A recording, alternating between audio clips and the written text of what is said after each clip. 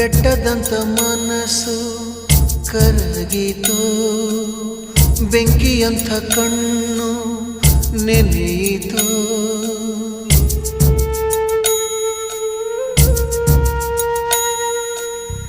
ಕಲ್ಲಿನಂತ ದೇಹ ಕುಗ್ಗಿತ, ಕಲ್ಪವೃಕ್ಷ ಒಣಗಿ ಹೋಯಿತು.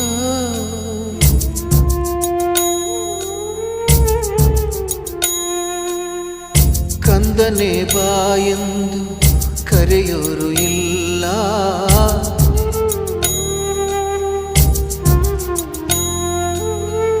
ಕಂದನೆ ಬಾಯೆಂದು ಕರೆಯೋರು ಇಲ್ಲ.